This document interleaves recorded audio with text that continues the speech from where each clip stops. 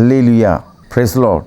പിതാവാം ദൈവമേ ആരാധന, പുത്രനാം ദൈവമേ ആരാധന, പരിശുദ്ധാത്മാവാം ദൈവമേ ആരാധന. പ്രിയപ്പെട്ടവരെ, എഫെസസ്കാർക്ക് എഴുതിയ ലേഖനം 2-ാം അധ്യായത്തിൽ 10-ാമത്തെ വചനം ഇപ്രകാരം പറയുന്നു: നാം ദൈവത്തിൻ്റെ കരവേലയാണ്, നാം ചെയ്യാൻ വേണ്ടി ദൈവം മുൻകൂട്ടി ഒരുക്കിയ സൽപ്രവൃത്തികൾക്കായി യേശുക്രിസ്തുവിൽ സൃഷ്ടിക്കപ്പെട്ടവരാണ് നമ്മൾ. ഹല്ലേലൂയ, ഈശോയെ നന്ദി. അതായത് നാം ദൈവത്തിൻ്റെ കരവേലയാണ്. അതിൻ്റെ അർത്ഥം എന്താണ്? അതായത് നമുക്ക് സ്വമേധ ഒരു ജീവൻ ഇല്ല. യോഹന്നാൻ്റെ സുവിശേഷം 5-ാം അധ്യായത്തിൽ 26-ാമത്തെ വചനം ഇപ്രകാരം പറയുന്നുണ്ട്: എന്തെന്നാൽ പിതാവിന് തന്നിൽ തന്നെ ജീവനുള്ളതുപോലെ പുത്രനും തന്നിൽ തന്നെ ജീവനുണ്ടാകാൻ അവിടുന്ന് വരം നൽകിയിരിക്കുന്നു. അതായത് പിതാവും പുത്രനും തന്നിൽ തന്നെ ജീവനുണ്ട്. പക്ഷെ നമ്മൾ ദൈവത്തിൻ്റെ കരവേലയാണ്.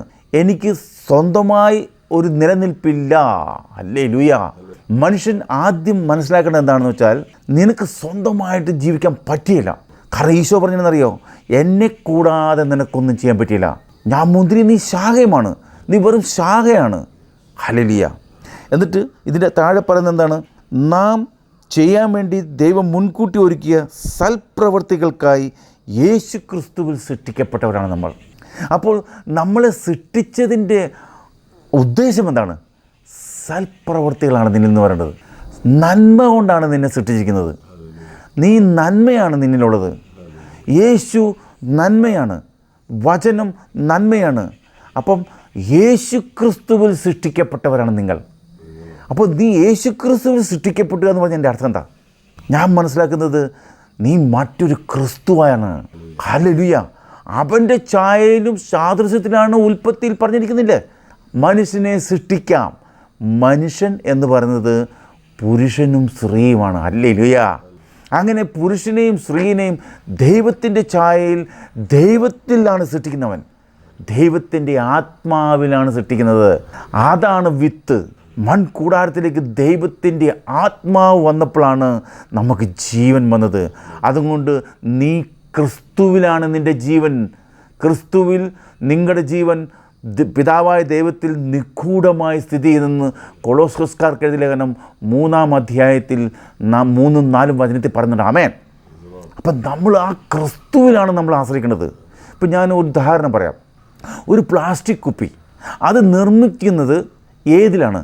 ആ പ്ലാസ്റ്റിക്കിലാണ് അല്ലേ? എന്നല്ലേ? അതുകൊണ്ട് പ്ലാസ്റ്റിക്കിലല്ലേ എന്ന് പറഞ്ഞാൽ വേറെ ഏതൊരു സാധനം നിർമ്മിക്കുന്നത്. അതുപോലെ നിന്നെ നിർമ്മിച്ചെങ്ങനെയാണ്? ഒരു ഓറഞ്ചിൻ്റെ വിത്ത്, ആ വിത്തിൽ നിന്ന് അത് ഓറഞ്ചാണ് വരുന്നത്. അത് വേറെ ഒരു മുന്തിരിയോ അല്ലെങ്കിൽ വേറെ ഒന്നും അല്ലെന്ന്. ഓറഞ്ചിൻ്റെ വിത്തിൽ നിന്ന് ഓറഞ്ചാണ്. ഇതുപോലെ നിന്നിൽ നിക്ഷേപിച്ചിരിക്കുന്ന വിത്ത് എന്ന് പറഞ്ഞാൽ അത് ദൈവത്തിൻ്റെ ആത്മാവാണ്. യേശു ക്രിസ്തുവിൽ സൃഷ്ടിക്കപ്പെട്ടവരാണ് നമ്മൾ. ദൈവം തന്നെയായവരാണ് നമ്മൾ. ഹല്ലേലൂയ. അതുകൊണ്ട് എന്താ സംഭവിക്കുന്നത്? 1 യോഹന്നാൻ 3:2 പറയുന്നത് എന്താണെന്ന് നോക്കി: പ്രിയപ്പെട്ടവരെ, നാം ഇപ്പോൾ ദൈവത്തിൻ്റെ മക്കളാണ്. ഹല്ലേലൂയ. ഈ ഒരു ബോധ്യം വേണം. ഞാൻ ദൈവത്തിൻ്റെ മകനാണ്, ഞാൻ ക്രിസ്തുവിൽ സൃഷ്ടിക്കപ്പെട്ടവരാണ്. ഹല്ലേലൂയ. ഞാൻ ക്രിസ്തുവിൽ സൃഷ്ടിക്കപ്പെട്ടവനാണ്, അല്ലാതെ വേറെ ഒരു മൃഗത്തിലോ വേറൊരു പക്ഷിയിലല്ല. അതുകൊണ്ടാണ് ഇവിടെ പറയുന്നത്, നാം എന്തായിത്തീരുമെന്ന് ഇതുവരെ വെളിപ്പെട്ടില്ല, എങ്കിലും ഒരു കാര്യം നാം അറിയുന്നു, അവിടുന്ന് പ്രത്യക്ഷനാകുമ്പോൾ നാം അവിടുത്തെ പോലെയാകും.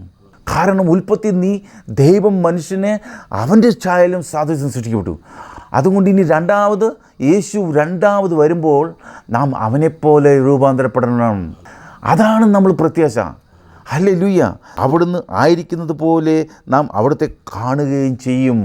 കണ്ണു മയങ്ങുന്ന വേഗത്തിൽ നാം എല്ലാം അവനെപ്പോലെ രൂപാന്തരപ്പെടുമെന്ന് 1 കൊരിന്ത്യർ 15-ാം അധ്യായത്തിലുണ്ട്. തെസ്സലോനിക്കർക്ക് എഴുതിയ ലേഖനത്തിലൊക്കെ ഉണ്ട് ഇത്. അപ്പോൾ ഇതെല്ലാം നമ്മൾ മനസ്സിലാക്കണം. ഞാൻ അവനെപ്പോലെ രൂപാന്തരപ്പെടേണ്ടവണ്, ഞാൻ അവനെപ്പോലെ ആണ്. പക്ഷേ ഇപ്പോൾ എന്ത് പറ്റി? ഇപ്പോൾ ഉൽപ്പത്തി 3-ാം അധ്യായത്തിലേക്ക് വരുമ്പോഴത്തേക്കും ദൈവം പറയുന്നൊരു കാര്യമുണ്ട്. ഇതാ മനുഷ്യൻ നന്മയും തിന്മയും അറിഞ്ഞ് നമ്മൾ ഒരുവനെ പോലെ. നന്മയായിട്ട് നിന്നെ സൃഷ്ടിച്ചിട്ട് നിന്നിലേക്ക് തിന്മയും കൂടെ കടന്നു വന്നു. ഇപ്പോൾ നമ്മൾ വീണുപോയ മനുഷ്യരാണ്. Praise Lord. ഈ മനുഷ്യനെ വീണ്ടെടുക്കാൻ വേണ്ടിയാണ് ഈശോ വരുന്നത്. എന്നിട്ടോ പിശാചിൻ്റെ പ്രവൃത്തി ഇല്ലാതാക്കണം. 1 യോഹന്നാൻ 3:8 പറഞ്ഞുണ്ട്, അവൻ പ്രത്യക്ഷനായത് പിശാചിൻ്റെ പ്രവൃത്തികൾ ഇല്ലാതാക്കണം. അത് ഈശോ ചെയ്ത് കഴിഞ്ഞു. Praise Lord. ഇനി വാനമേഘങ്ങളിൽ അവനെ എന്നേക്കുമായിട്ടും നിത്യനരകത്തിലും ആക്കിയിട്ട് നമ്മളൊക്കെ രൂപാന്തരപ്പെടേണ്ടവരാണ്. ഈ പ്രത്യാശ ഉള്ളവരാണ് അവനെപ്പോലെ രൂപാന്തരപ്പെടണം. ഇതായിരിക്കും നമ്മുടെ പ്രത്യാശ. ഞാൻ യേശുവിനെ പോലെയാണ്, ഹല്ലേലൂയ, ഞാൻ യേശുവിനെ പോലെ രൂപാന്തരപ്പെടും, യേശുവിനെ പോലെയാണ് എന്നെ സൃഷ്ടിച്ചത്, അവനെ കൂടാതെ എനിക്കൊന്നും ചെയ്യാൻ പറ്റിയല്ല. അപ്പോൾ നീ യേശു ഗാഠബന്ധമായിരിക്കണം. യേശു പിതാവായ ദൈവവുമായിട്ട് ഗാഠബന്ധത്തിലായിരുന്നു. കാരണം അവനും യേശുവും പിതാവും ഒന്നാണ്. അതുപോലെ നമ്മളും ദൈവവും ഒന്നാണ്. കാരണം ഈ ദൈവം നമ്മുടെ ഉള്ളിലുണ്ട്, ദൈവത്തിൻ്റെ ആത്മാവ് നമ്മുടെ ഉള്ളിലുണ്ട്, ദൈവത്തിൻ്റെ ശക്തി നമ്മളുണ്ട്. Hallelujah, praise the Lord. എന്നിട്ട് ഈ പ്രത്യാശ ഉള്ളവൻ, അതായത് അവൻ വരുമ്പോൾ നാം അവനെപ്പോലെ രൂപാന്തരപ്പെടും എന്ന് ഉള്ള ഈ പ്രത്യാശയുള്ളവൻ അവിടുന്ന് പരിശുദ്ധനായിരിക്കുന്ന പോലെ തന്നെ വിശുദ്ധനാക്കുന്നു. അപ്പോൾ നീ എങ്ങനെയാണ് നിന്നെ തന്നെ വിശുദ്ധനാക്കുന്നത്? നീ നിന്നോട് സുവിശേഷം പറയണം. ഞാൻ യേശുവിൻ്റെ ഛായയിൽ സൃഷ്ടിക്കപ്പെട്ടാണ്, ഞാൻ യേശുവിനെ രൂപാന്തരപ്പെടും, ഞാൻ യേശുവിൻ്റെ മകനാണ്. ഇതാണ് നമുക്ക് ജീവൻ നൽകുന്നത്, നമ്മളിലേക്ക് ശക്തി പകരുന്നത്. ജ്ഞാനത്തിൻ്റെ പുസ്തകം 2-ാം അധ്യായത്തിൽ 23-ാമത്തെ വചനം പറഞ്ഞത് എന്താണെന്ന് നോക്കിയേ. ദൈവം മനുഷ്യനെ അനശ്വരതയ്ക്ക് വേണ്ടിയാണ് സൃഷ്ടിച്ചത്. ഹല്ലേലൂയ. തൻ്റെ അനന്തതയുടെ സാദൃശ്യത്തിൽ നിർമ്മിച്ചു. ഹല്ലേലൂയ, നിർമ്മിച്ചു.